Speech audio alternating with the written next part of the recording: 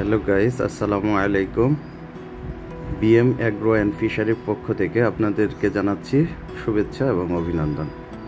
আমাদের প্রথম প্রজেক্ট এই পুকুর, যেটা আপনাদেরকে ফার্স্ট ভিডিওতে দেখিয়েছিলাম, সেটার পরে আমরা আরেকটি পুকুর নিতে যাচ্ছি। সেটা এখনও কমপ্লিট হয় নাই, কিছুদিনের মধ্যে কমপ্লিট হবে।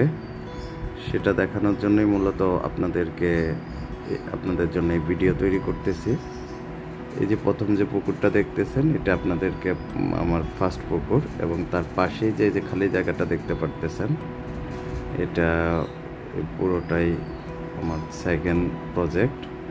এখানে পুকুর হবে দুইটা পাশাপাশি, একদম ওই যে দূরে যে গরু দেখা যায় ওই পর্যন্ত এলাকৃতিভাবে এই পুকুরটা করা হবে। তো আপনারা সবাই আমাদের সাথেই থাকবেন। আশা করি একটা পুকুরে মাছ ছাড়া থেকে শুরু করে পুকুর প্রসেসিং থেকে শুরু করে সব কিছু আপনাদের সাথে শেয়ার করব।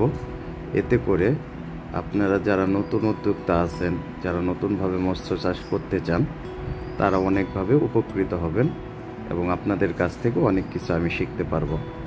আশা করি আপনাদের এই প্রতিটি ভিডিও দেখা বিফলে যাবে না।